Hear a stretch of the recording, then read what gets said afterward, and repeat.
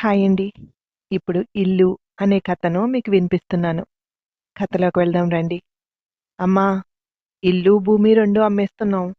నువ్వు మాతో పాటు వచ్చేద్దువు గాని. ఒక్కదానివి ఇక్కడెలా ఉంటావు? మాకు కూడా సెలవులెక్కువ లేవు. అందుకే దినమైపోయిన మర్నాడే రిజిస్ట్రేషన్ పెట్టేసుకుందాం అన్నాడు శ్రీనివాస్. మీ నాన్న పోయి ఇంకా వారం కూడా కాలేదురా. అప్పుడే అమ్మకాలా? అంది శాంతమ్మ దుఃఖంతో గొంతు మూసుకుపోతుంటే. మళ్ళీ దీని గురించి ఇంకోసారి రావాలంటే కుదరదమ్మా. అమ్మేసుకుని నిన్ను తీసుకువెళ్ళిపోయామంటే ఇక ఇండియా రావాల్సిన అవసరం ఉండదు అన్నాడు. అదే తుది నిర్ణయం అన్నట్టు. ఇక మాట్లాడకుండా నిశ్శబ్దంగా ఉండిపోయింది. అక్కడి నుండి లేచి వెళ్ళిపోయాడు శ్రీనివాస్. ఇది శాశ్వతం కాదా? ఈ ఇల్లు నాది. నేను ఇక్కడే ఉంటాను అని చెప్పాలనుంది. పుట్టి పెరిగి అక్కడ అందరూ నా వాళ్ళు అనే భ్రమలో అలాగే ఉంటుంది జీవితం అనుకున్నాను. అల్లరి, ఆటపాటలతో సందడిగా తిరిగిన ఇల్లుని ఇది నీ ఇల్లు కాదు అని పెళ్లి చేసి ఇంకొకింటికి పంపించేశారు. అక్కడి నుండి అదే నీ ఇల్లు, ఇతనితోనే నీ జీవితం అన్నారు. ఈయనెక్కడుంటే అక్కడే నా ఇల్లు. ఈయనే నా తోడు అనుకుంటూ ఉన్నాను. ఇప్పుడు నన్ను వదిలి స్వర్గానికి వెళ్ళిపోయారు. ఇప్పుడు ఈ ఇంటి నుండి నా జీవితం కొడుకింటికి చేరుతుంది. చిన్నప్పుడు పుట్టిల్లు, పెరిగాక అత్తిల్లు, ఇప్పుడు కొడుకులిల్లు. అంత దుఃఖంలోనూ నవ్వొచ్చింది శాంతమ్మకు. విరక్తితో కూడిన నవ్వు. ఆడవాళ్ళకి స్వతంత్రంగా ఉండే అవకాశం ఎక్కడుంది? ఎవరో ఒకరి చెంతన చేరి బ్రతకాల్సిందే. ఆడవాళ్ళ జీవితాలే ఎంత. అలా అనుకోవడానికేముందిలే. ఒకవేళ నేను పోయినా వీళ్ళిదే పనిచేసి ఈయనని తీసుకువెళ్ళిపోయి ఉండేవారు అనుకుంది. ఇల్లంతా నిశ్శబ్దంగా ఉంది. చిన్నగా కోడళ్ళిద్దరి సంభాషణ వినపడుతోంది. అక్కా, నువ్వేమనుకోవద్దు. మా పిల్లలు ఇంకా చిన్నవాళ్ళు. నాకు చాలా ఇబ్బందిగా ఉంటుంది. అందుకే ఒక 4 సంవత్సరాలు అత్తయ్య మా దగ్గరే ఉంటారు. కావాలంటే తర్వాత తీసుకువెళ్ళు నువ్వు అంది చిన్న కోడలు సురేఖ. మీ పిల్లలు ఇంకా చిన్నవాళ్లే. నీకంత పని ఉంటుంది. మా పిల్లలిద్దరూ ఎదిగారు. ముఖ్యంగా పిల్లలిద్దరికీ జడలు వేసి రెడీ చేసి స్కూలుకి పంపాలంటే నా వల్ల అస్సలు అవ్వట్లేదు. అలా ఏం కుదరదు. ముందు నేను తీసుకువెళ్తాను. ఆ తర్వాత నువ్వు తీసుకువెళ్ళు అంది కొంచెం గొంతు పెంచుతూ పెద్ద కోడలు రజని. అనవసరంగా మీ ఇద్దరూ గొడవ పడకండి. ఒక సంవత్సరం ఒకరింట్లో, ఒక సంవత్సరం ఒకరింట్లో అన్నాడు ఇద్దరికీ సర్ది చెప్తూ చిన్న కొడుకు సతీష్. సంవత్సరం అంతానా? అలా వద్దు. 6 నెలలంతే అంది రజని. ఇల్లు, భూమి పంచుకున్నట్టే నన్ను కూడా పంచుకుంటున్నారు. దాహంగా ఉంది. వెళ్ళి నీళ్లు తాగాలనున్నా వాళ్ళని పిలవాలని కానీ, లేచి వాళ్ల ముందు నుండి వెళ్లాలని కానీ అనిపించలేదు శాంతమ్మకు. అలా పడుకుని ఉండిపోయింది.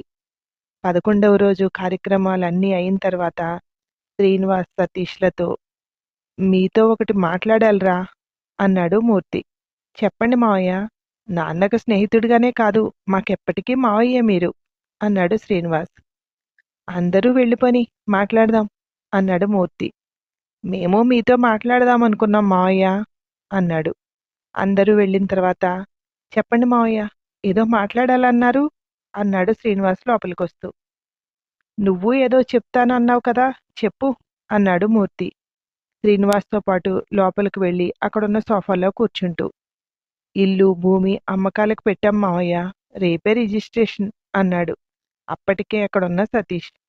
అంటే మావయ్య, అమ్మని మేము తీసుకువెళ్ళిపోతున్నాం. మళ్ళీ ఇక్కడికి రావడానికి కుదరదు కదా, అందుకే ఇవన్నీ అమ్మేస్తున్నాం అన్నాడు శ్రీనివాస్. దానికి మీ అమ్మ ఒప్పుకుందా అన్నాడు మూర్తి. అమ్మ ఒప్పుకోకపోవడానికి ఏముంది మావయ్య, తను ఒక్కర్తి ఉండాలి కదా, ఎలా ఉంటుంది అన్నాడు. అసలు తన అభిప్రాయం కనుక్కున్నారా అన్నాడు రెట్టిస్తూ. విషయం చెప్పాను మావయ్య, ఏమనలేదు. అంటే ఒప్పుకున్నట్టేగా అన్నాడు. లేదురా, తను ఒప్పుకున్నా మీ నాన్న ఒప్పుకోవట్లేదు అన్నాడు మూర్తి. ఊరుకోండి మావయ్య, మీరు మరీను. చనిపోయిన నాన్న ఒప్పుకోకపోవడం ఏంటి అన్నాడు. అదే కదా, నాన్నతో వేళాకోళలాడినట్టే మావయ్య మనతో కూడా వేళాకోళలాడుతున్నాడు అన్నాడు సతీష్. లేదురా, నిజమే. మీ నాన్న ఈ ఆస్తి అంతటినీ మీ అమ్మ పేరు మీద రాసేశాడు అన్నాడు మూర్తి. అంతే కదా, ఇదేదో పెద్ద సమస్య అన్నట్టు చెప్తారేంటి మావయ్య అమ్మ సంతకం పెడితే సరిపోతుంది. అమ్మ మాత్రం మమ్మల్ని కాదని తనిక్కడే ఉంటుందా? అన్నాడు. నువ్వు మీ నాన్న రాసిన వీలునామా చదివావా? ఆమెకు అమ్మడానికి సర్వహక్కులు ఇచ్చాడు. కాని తను వద్దు అంటే వద్దు అంతే అన్నాడు మూర్తి. ఎలాగూ మాదే కదా అని. అయినా వీలునామా వ్రాసారని తెలీదు. కొనేది కూడా బాబాయ్.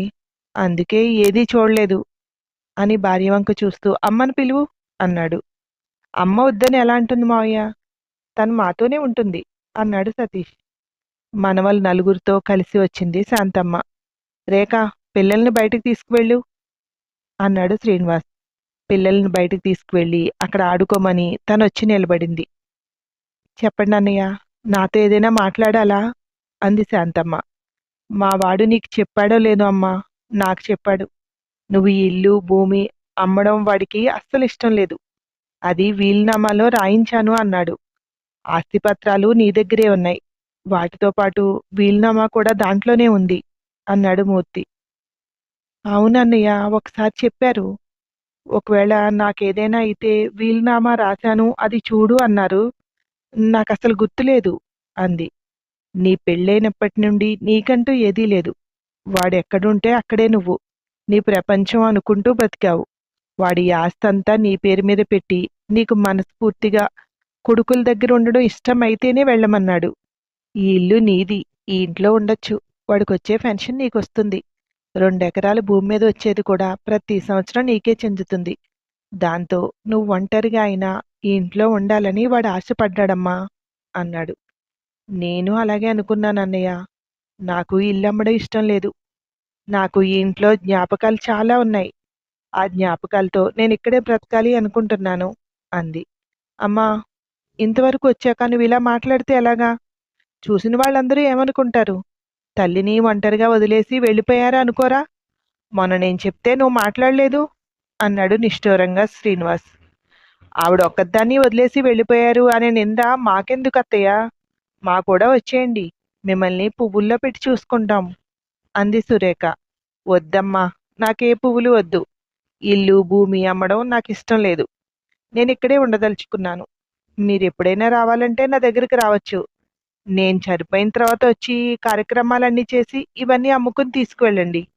అప్పటి వరకు ఇవన్నీ నాతోనే ఉంటాయి అంది దృఢ నిశ్చయంతో శాంతమ్మ. మావయ్య చెప్పకపోతే ఇవన్నీ తెలిసేవి కాదు. అప్పుడు నువ్వు సంతకం పెట్టేదానివి కదా.